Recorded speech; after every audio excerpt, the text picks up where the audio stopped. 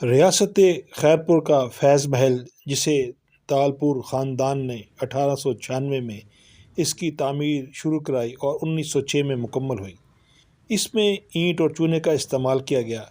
इस महल को लक्की बंगला भी कहा जाता है। 12 एकड़ पर मुश्तमिल इस महल की 2 मंजिलें और 36 कमरे हैं।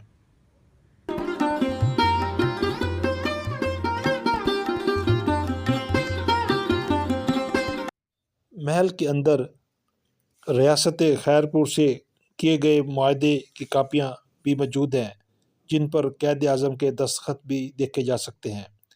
शाही ख़ानदान के नामवर अफराद की तस्वीरें भी यहाँ पर आविज़ा की गई हैं। लियाकत अली खां, फील्ड मार्शल अयूब खां के अलावा चार्ज पंजम समेत कई गैर मुल्की अकाबरीन यहाँ आए।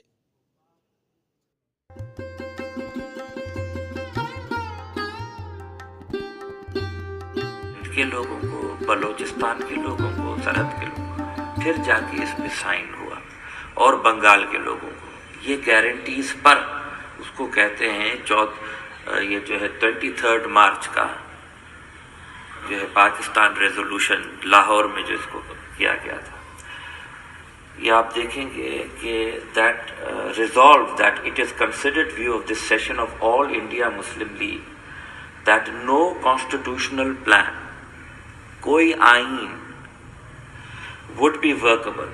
अब इतना सच्चा जुमला आपको नहीं मिलेगा। कोई आइन वर्केबल चलेगा नहीं, कामयाब नहीं होगा, फायदा नहीं देगा, वर्केबल नहीं होगा। ये जुमले हैं उनके अपने, जिसकी वजह से पाकिस्तान बना है। वो जुमले थे Abdul Hamid, emperor of the Ottoman Empire. ये उनकी दोनों बेटियां हैं जो हमारे दादा की शादी में मेहमान थी। उनके साथ निज़ाम ऑफ हैदराबाद है जो उनके ससुर हुए। मेरे दादा की शादी हैदराबाद तक कर।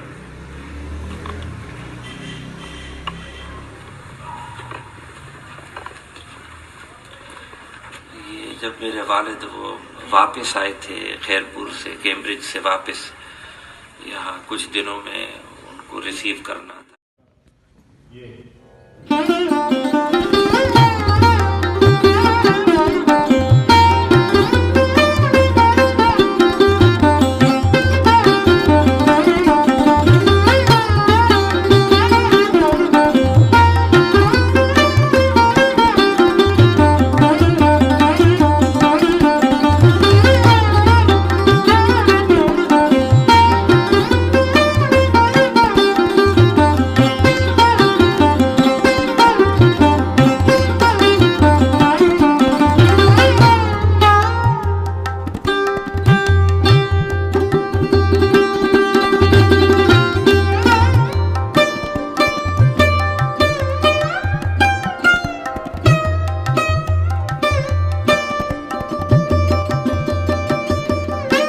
अंदर रियासत खैरपुर से किए गए मुआहदे की कापियाँ भी मौजूद हैं, जिन पर कैद आज़म के दस्तखत भी देखे जा सकते हैं।